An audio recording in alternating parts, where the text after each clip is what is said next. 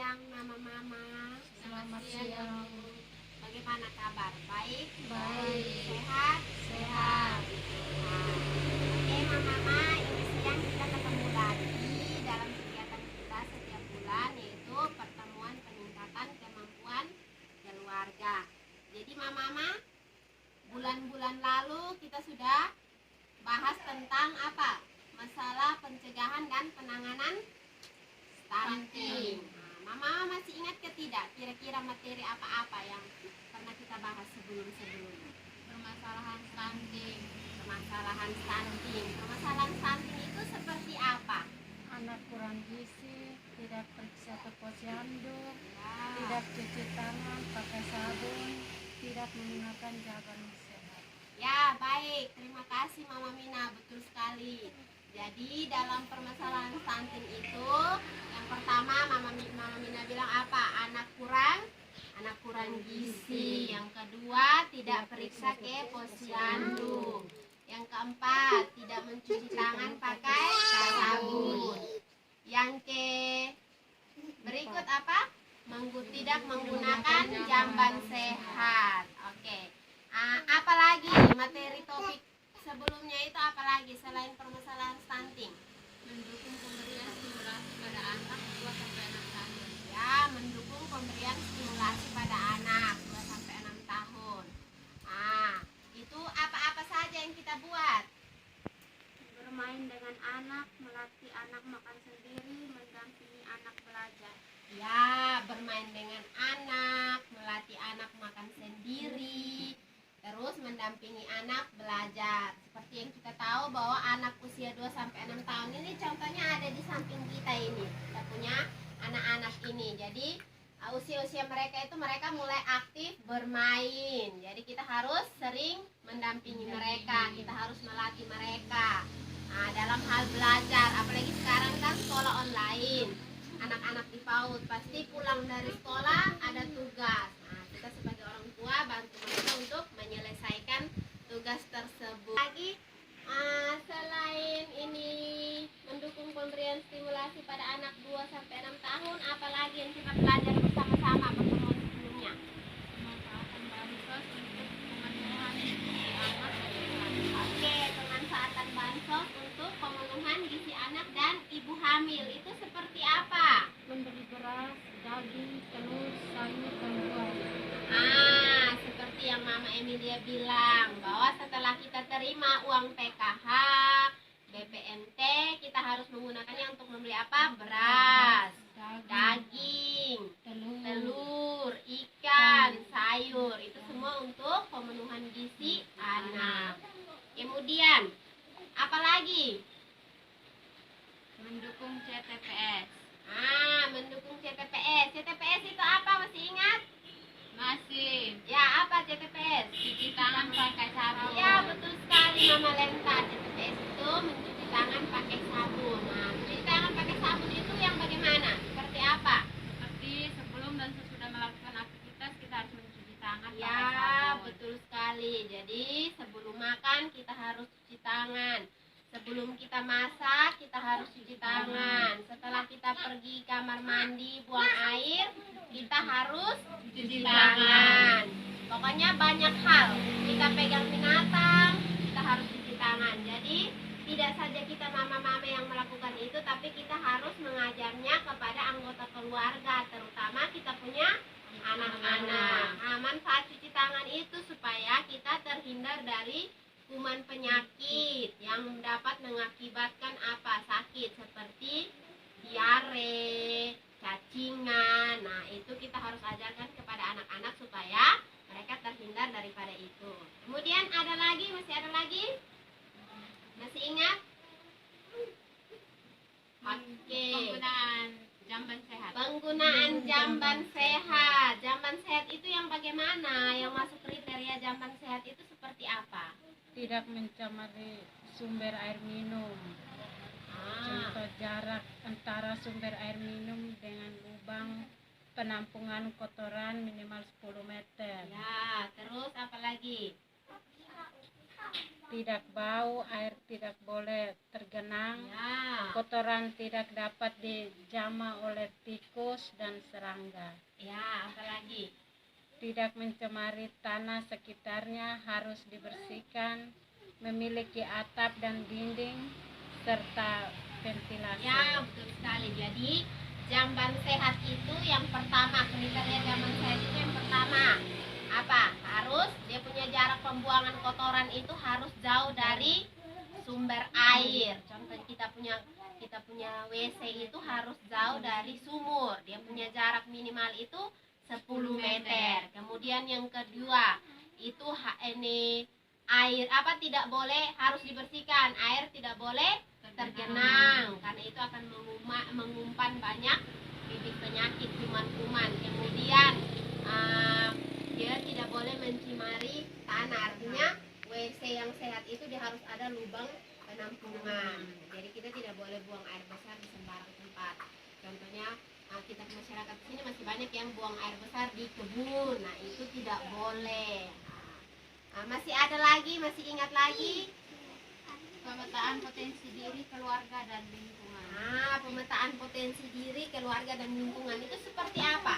Seperti memasak sendiri untuk anggota keluarga, menanam sayur, buah pisang, pepaya, mangga, dan jeruk di kebun untuk makan sehari-hari atau bisa untuk dijual, memelihara ayam, memelihara ikan. Jadi begini mama, pemetaan artinya begini, pemetaan potensi diri, keluarga, dan lingkungan seperti ini. Mama dong, artinya di rumah kan bisa masak sendiri.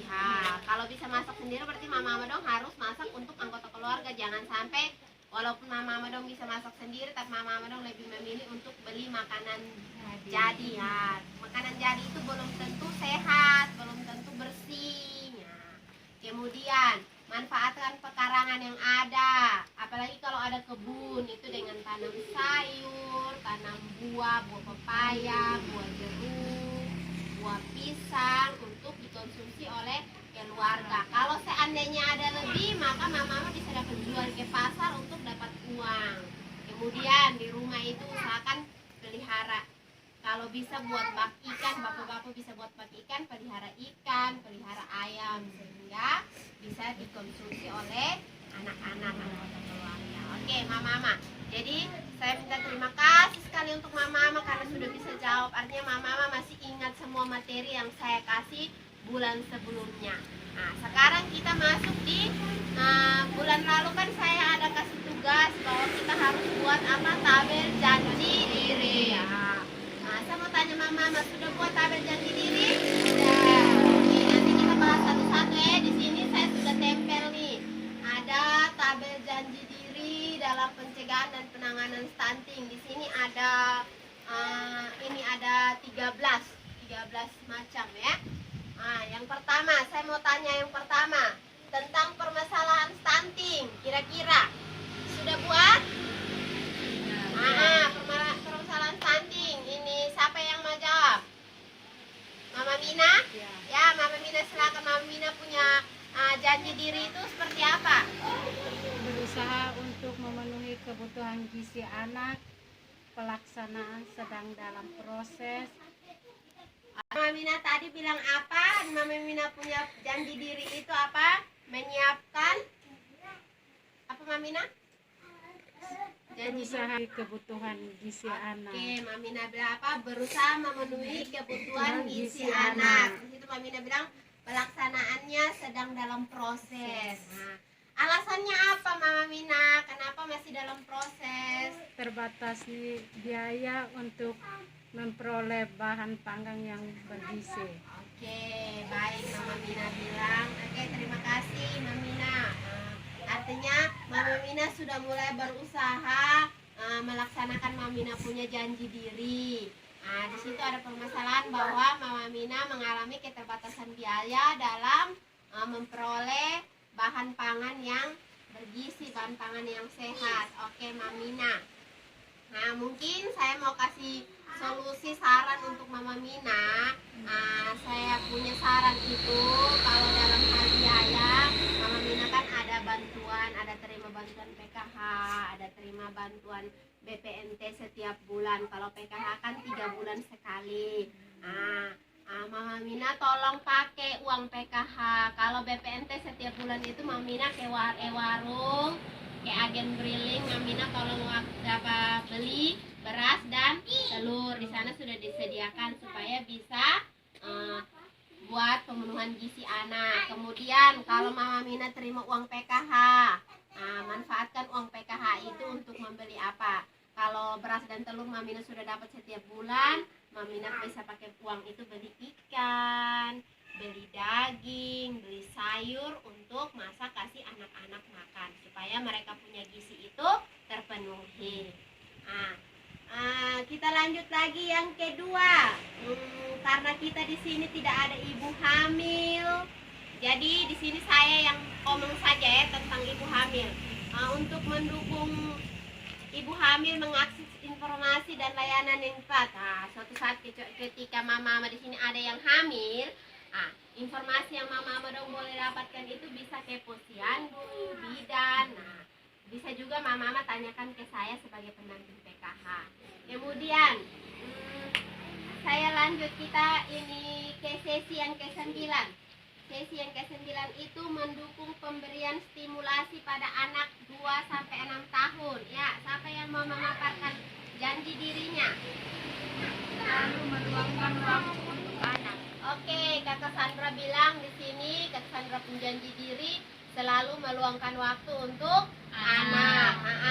Apa proses pelaksanaannya kemana Kakak Sandra? Sudah terlaksana atau belum? Belum terlaksana. Alasannya kenapa Kakak Sandra?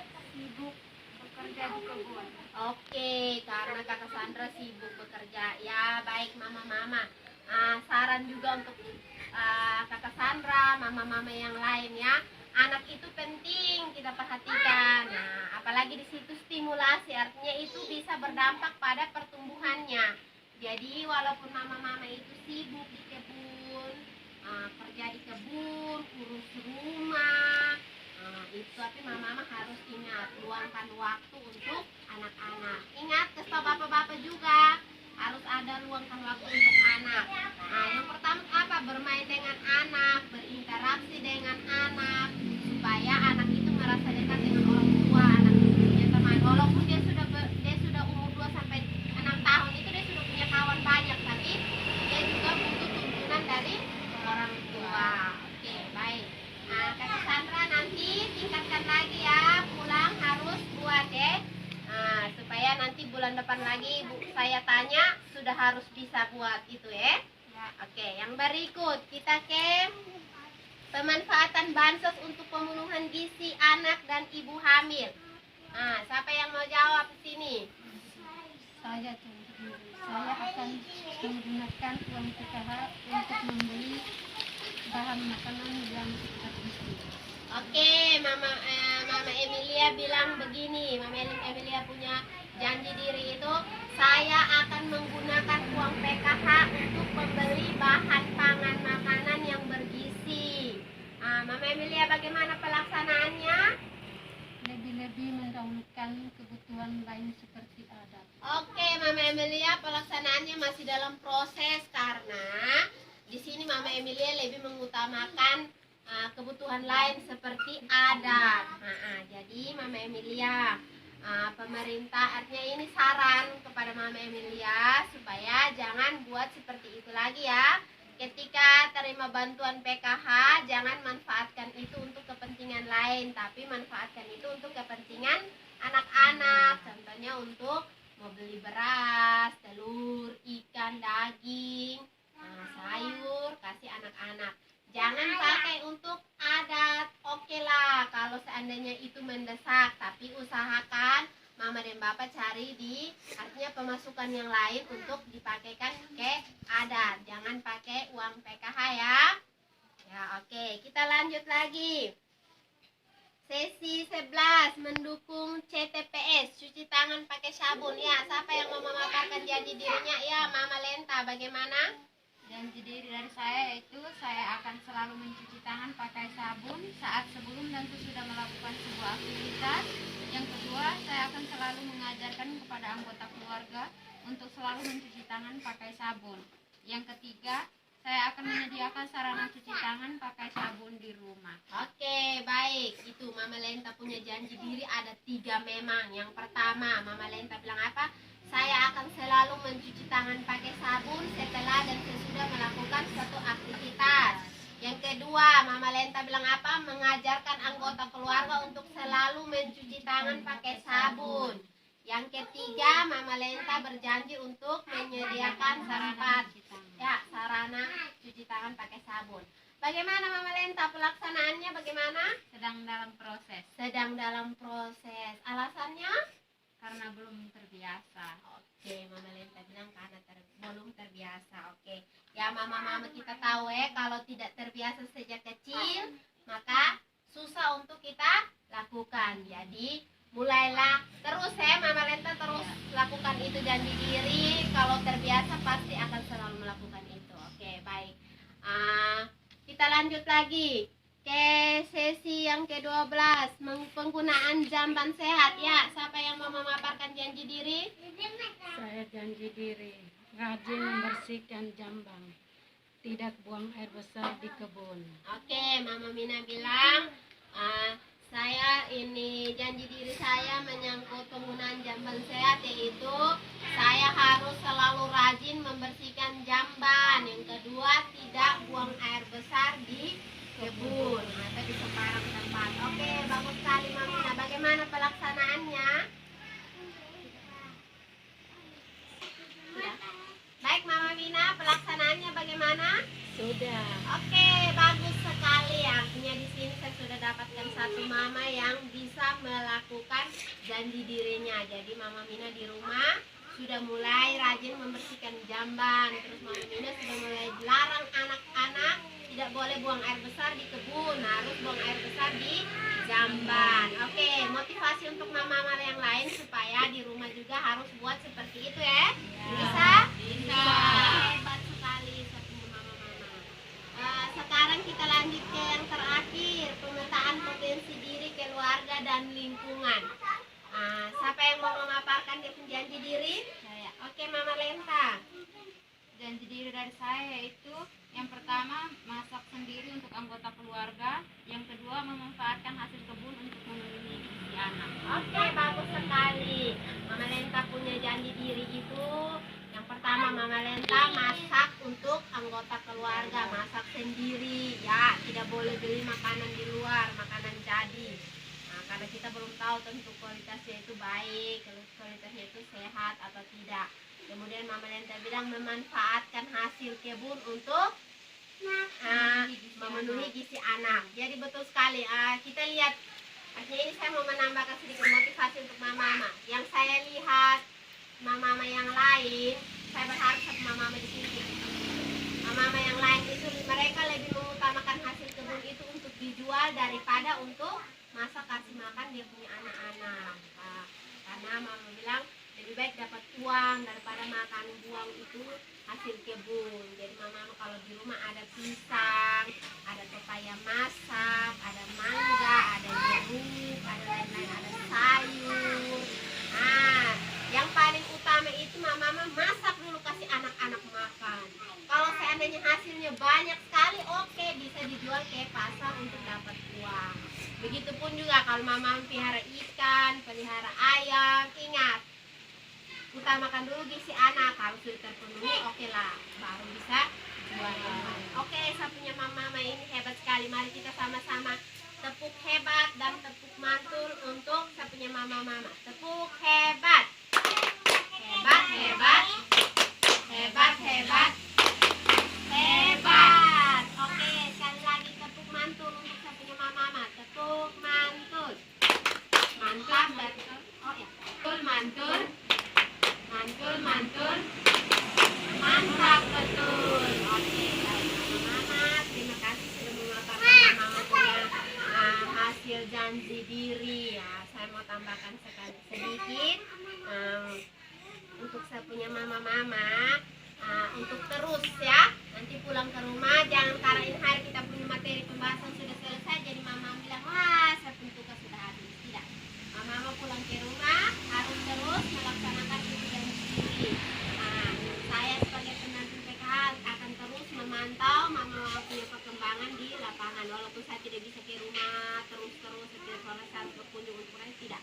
Tapi setiap kali pertemuan kelompok pasti saya akan tanyakan dan saya akan mengingatkan kembali tentang janji diri mama. Kemudian saya minta mama ketua kelompok di sini yang lebih dekat dengan mama tolong pantau ya dia perkembangan.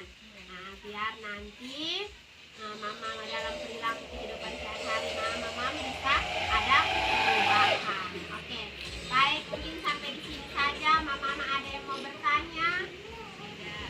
Oke, tidak. Kalau begitu terima kasih banyak. Mama sudah meluangkan waktu saya. Sekarang kita mau pulang ke rumah kita masing-masing. Jangan lupa lakukan apa yang sudah menjadi janji diri mama-mama. Oke, sebelum kita terpisah, sebelum kita bubar, mungkin kita berdoa sama-sama ya. Nah, setelah itu baru kita pulang. Baik, mungkin saya yang akan memimpin kita dalam doa sebelum kita pulang. Mari kita berdoa. Berdoa mulai.